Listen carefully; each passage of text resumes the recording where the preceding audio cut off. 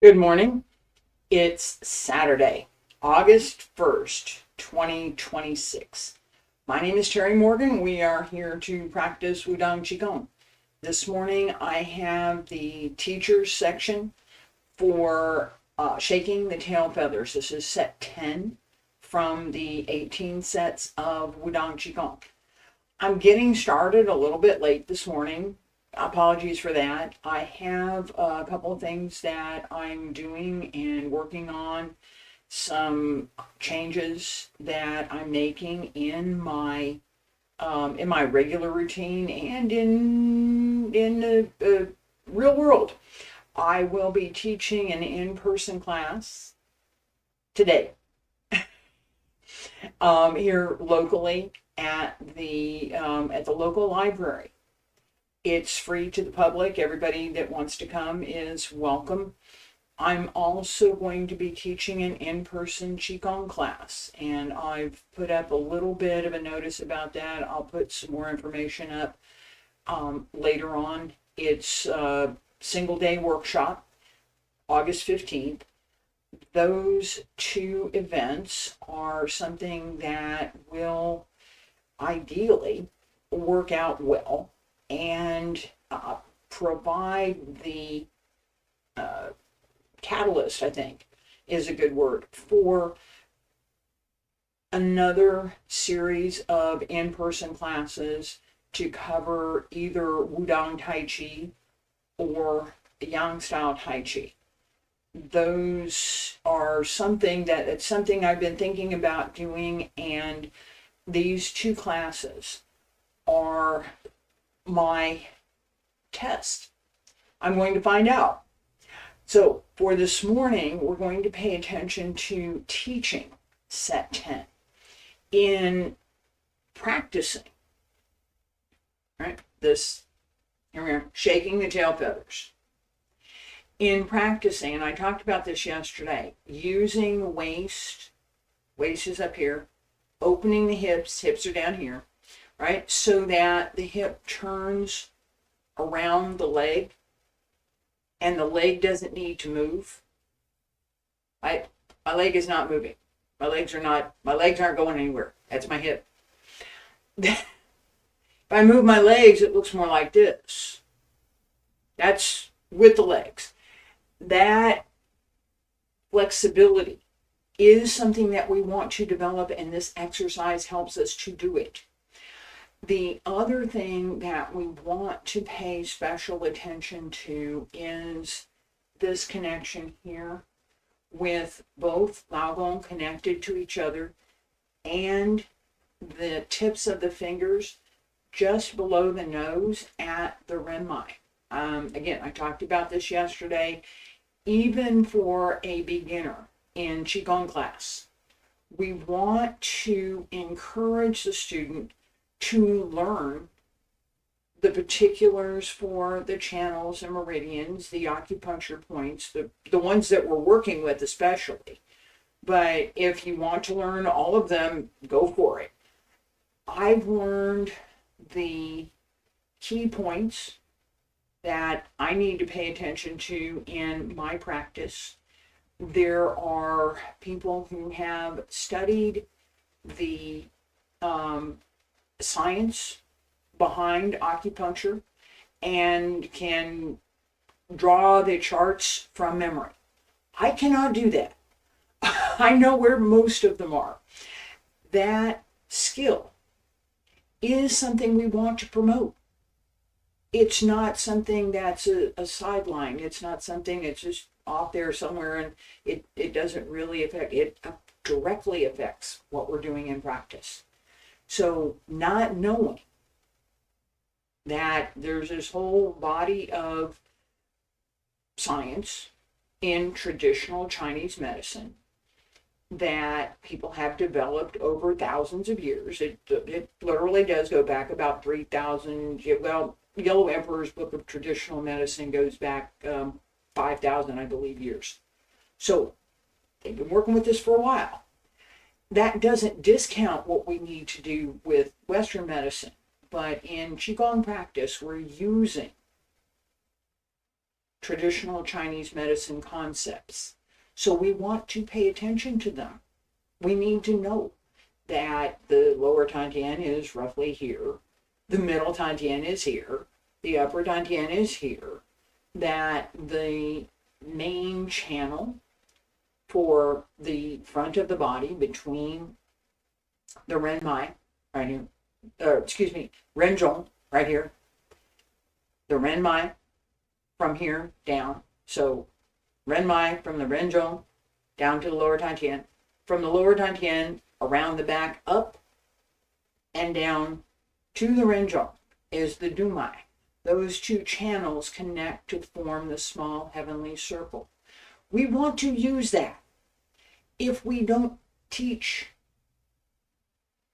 that part, because, well, if the students don't want to learn that part, it's too difficult, it's too different, it's not we don't need that, we can just do whatever. No, we can't. That's part of the practice.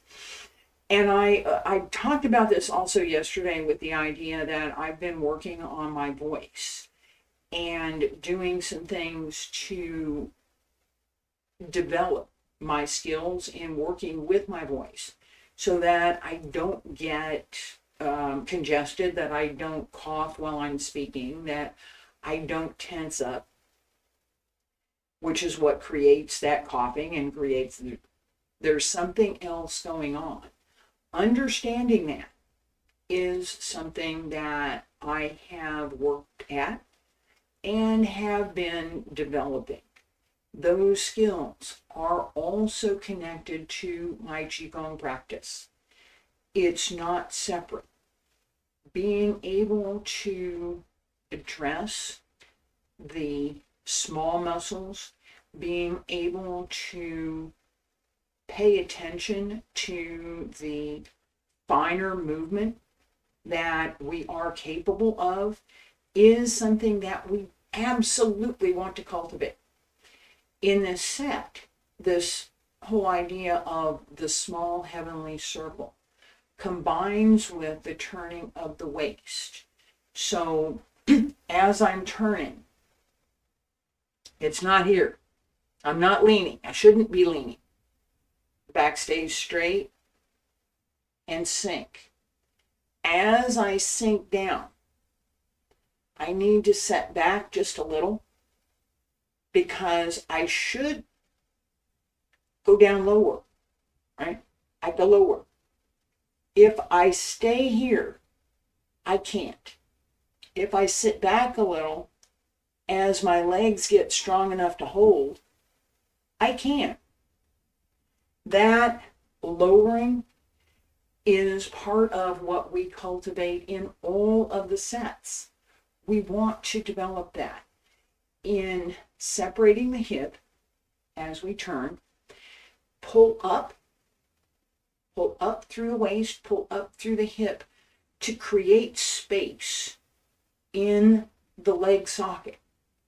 That pull up happens through pulling up from underneath in the perineum or the scrotum, pull up through the body, pull up and in at the waist, just below the waist, so that the entire mid-abdomen is pulled in and well connected. It shouldn't feel stiff, but there should be a bit of a pull so that it's tighter. That's how we turn. That's what we want to cultivate in the turn. If we're only turning the hip, it's not enough. We have to turn the waist, we have to turn the chest, we have to turn the shoulders. All of that works together through the movement. So as I breathe in here, breathe out, sink, settle, right? Breathe in again, and breathe out. Breathe in, hands circle. That connection that I was just talking about. And now I'm going to turn to the left, both palms open, press down. Come up, turn, Left hand to the inside and settle down. Pull up again and down. This series,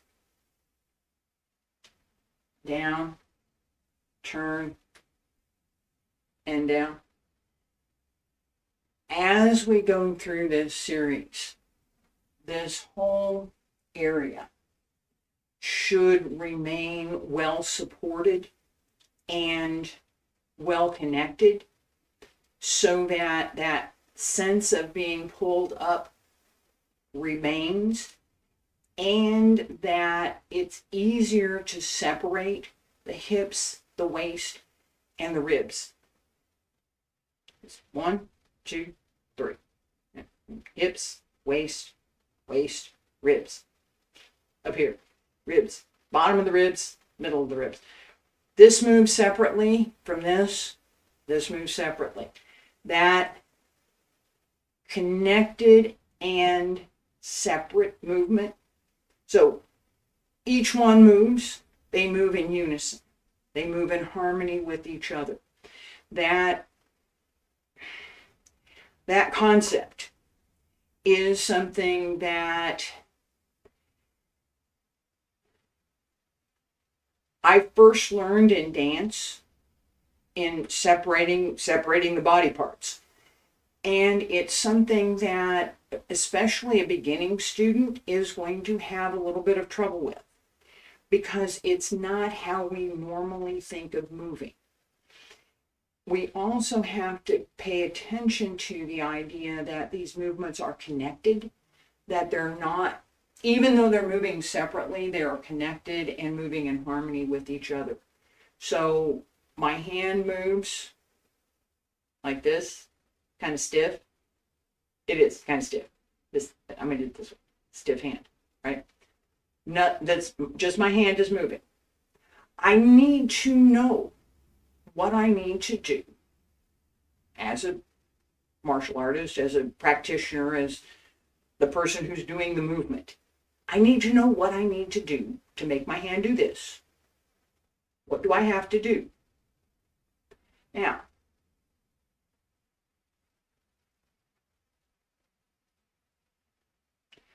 that's a different movement. It's a much more integrated movement with the whole body.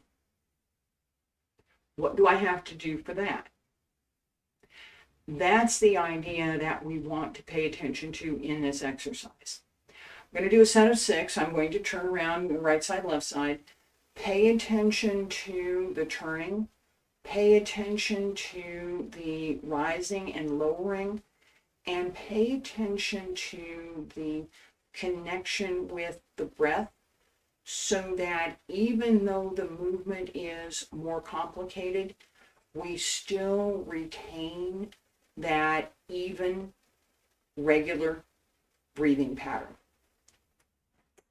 Feet about shoulder width apart, stand straight, pull up through the crown of the head, pull up through the torso, pull up through the abs, open the hips, breathe in, palms up, breathe out, press down, breathe in, hand circle, breathe out, press down, breathe in, arms cross, breathe out, settle down, and breathe in, breathe out, breathe in, breathe out. Breathe in, right hand to the inside. Breathe out. Breathe in. Breathe out. Breathe in. Breathe out. Press down. And turn. Pay attention to the waist. Pay attention to sitting behind the hip just a little. And circle, press down, breathe out. Breathe in. Breathe out. Relax through the upper body. Connect with the breath.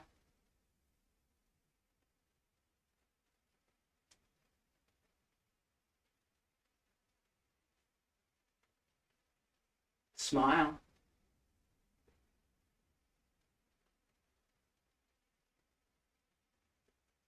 Breathe in. Breathe out. Press down. Breathe in. And breathe out. And breathe in. And breathe out. Breathe in. Breathe out. Press down. Don't let the knee fall in. Keep the legs straight. Oops. Breathe in. And breathe out. Thinking about my knee. Breathe out. Breathe in. And breathe out. Breathe in. Breathe out. 2 more. Circle. Press down. Turn. And sink. Breathe in. And breathe out. Circle. Press down. And turn. Sink. Breathe in.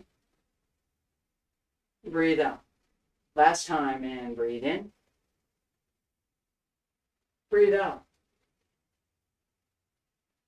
Breathe in. Breathe out. Breathe in. Breathe out. Breathe in. Breathe out. Breathe in. Breathe out. Breathe in. Hands down along both sides. Breathe out. Pull up through the crown of the head. Raise the heels and lower. Stay there. Breathe in. Breathe out. One more time. Breathe in. And breathe out.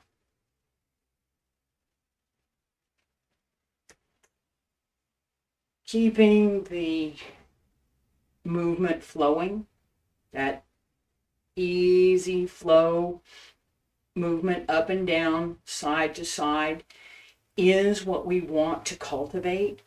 The connection with the breath is clear and should be consistent through the whole move, so that as I breathe in, the breath is full and complete. As I breathe out, extend the breath through the body. And breathe out on the other side. That I breathe in here. We breathe in here. Being able to say all these things all at the same time, as you've noticed, is not something that's easy to do. It's also something that we pay attention to in learning.